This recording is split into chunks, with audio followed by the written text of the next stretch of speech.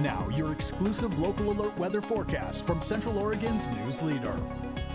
Good morning and happy Wednesday. There is a chance you see a few sprinkles on your windshield as you get ready to start your Wednesday morning, but for the most part, rain from overnight is clearing out this morning, and that's the story that we're tracking for the rest of the day today. Just a few mountain showers left.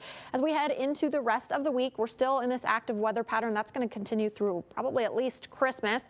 We've got windy conditions, especially overnight, but we'll continue to see some strong winds through the rest of our work week and chances for rain and even some snow as we head into the weekend.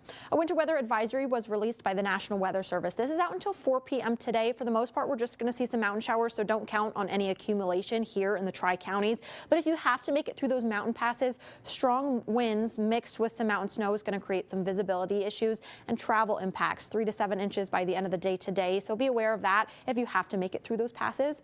We still have a high wind warning out. It's out until 4 p.m. tonight from Bend north into the lower Columbia Basin.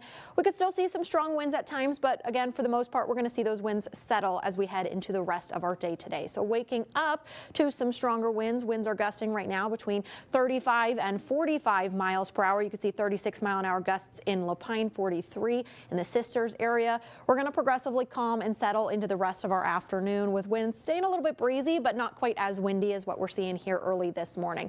Winds will return tomorrow and likely Friday as well, so just be aware of that we've got a couple windy days ahead in store for us.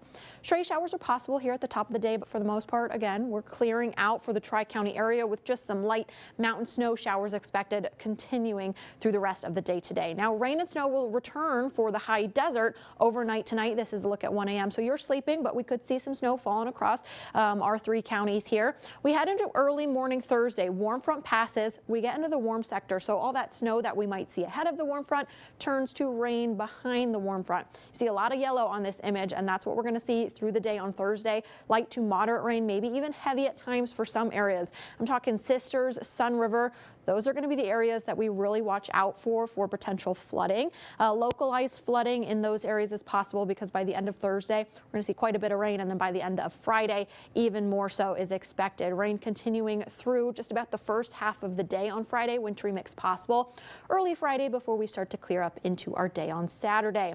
Here's a look at some of those rain totals. This is through 10 p.m. on Friday. This is just kind of an estimated range. A lot of areas along 97 looking at ½ an inch to about an inch, which is still quite a bit for our region. But if you look at Sisters, we get between maybe the 1 to 2 inches range, and a little bit more than that is possible. Same deal in Sun River, Deschutes River Woods. Those are going to be the areas that we really see some of the heaviest rain. So be aware of that. By the end of the week, could look at some localized flooding, maybe some ponding across some streets. You're really going to want to watch out for that by the end of the week. So we've issued a local alert weather day for Thursday due to that more heavy or moderate rainfall all through Thursday. And again, by the end of the week, maybe some localized flooding.